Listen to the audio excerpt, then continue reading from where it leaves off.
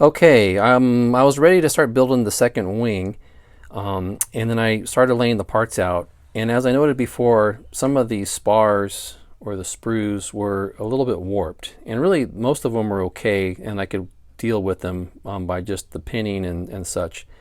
But this one is really out of whack. If you look straight down on the plan, you can see that it's straight here, then it curves. Whoops, curves all the way down, and you can see there's a big look how much it's off from where it needs to be.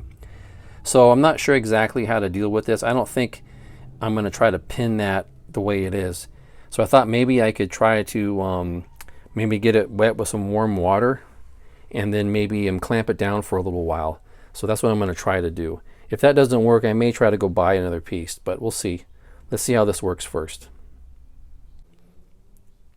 Okay, so what I did is I soaked this sprue in hot water just for a few minutes, just to get it moist, and hopefully it's soaked in. So now you can see it from the bottom here. If I bring it up, you can see how far out of whack it is. So I'm gonna go ahead and just clamp that down, and we'll just have to let it see if it dries and straight.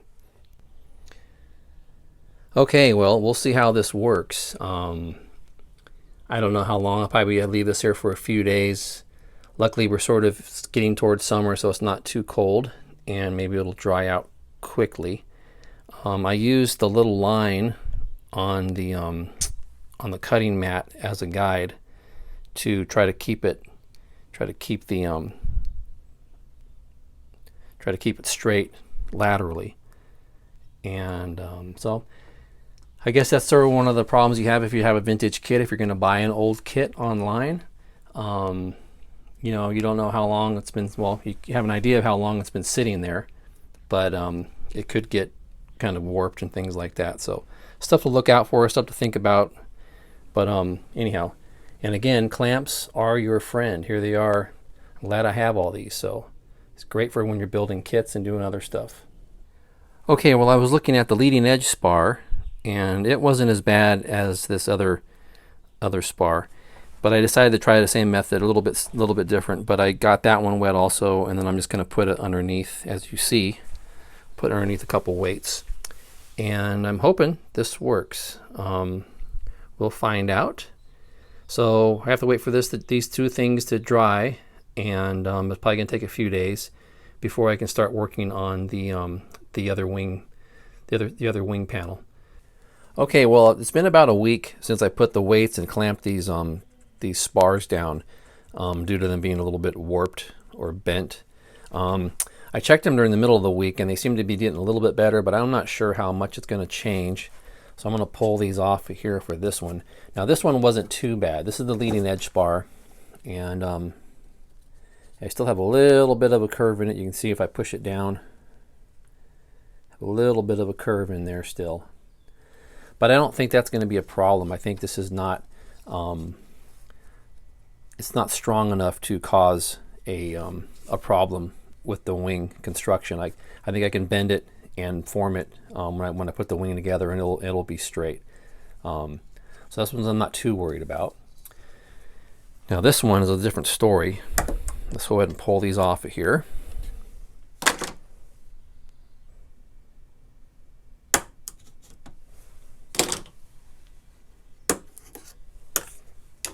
Hoping this worked out, or at least got better.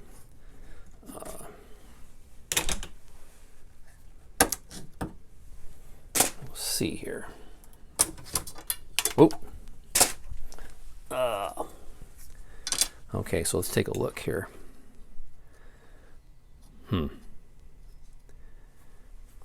Yeah, you can see it didn't change too much. Well, it changed a little bit.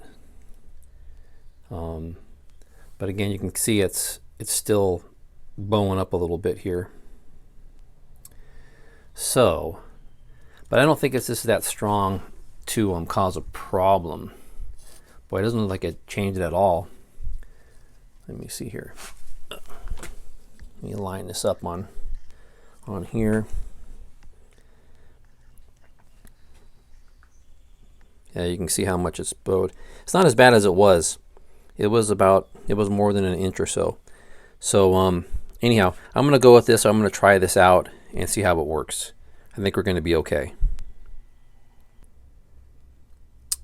All right, well, while I was finishing the first wing panel, I was putting the wingtip pieces in. And I'm going to do this, I'm going to show this on an upcoming video for the other wing panel. But when I was putting this wing panel, when I was putting this wing section in, I used the wrong piece of spruce. On the instructions, it says use 1/8 inch by 1/4 inch. That is this piece right here. So it's kind of a rectangle. What I did is I made a mistake and I just used the 1/8 inch square piece. And that was a mistake on my part. So you can see on here, you can't tell. I mean, obviously, if you're just looking at it quickly, it just looks like it's an 1/8 inch piece of sprue. And I made the mistake by not using the correct one. So let me show you what that looks like. All right, so let's go ahead and look and see what I did wrong. So when you look down on the wing, it looks like it's okay. But the plans show it as 1/8 inch by 1/4 inch sprue, which is this piece here. Here's the 1/8 inch by 1/4 inch. And I made the mistake and I just put the 1/8 square piece on. And that's what this is right here. So it doesn't look bad. I don't think it's going to impact the way the plane flies. I don't think it's going to take away from the strength of the plane. It's just incorrect. So I'm going to just leave it as it is. And I'm going to go ahead and build the other wing. And then when I get to the wingtip like this, I'm going to do the same thing. I'm just going to use the 1/8 inch sprue. Okay, well that's it for this video, for this little installment. I just wanted to show a couple problems. Obviously, one problem was the sprue being a little bit warped. That's probably because the kit's old. I tried to repair that by doing some clamping and getting the sprues wet and try to straighten them out. It helped a little bit. And then the other problem was my doing, which was putting it on the wrong piece.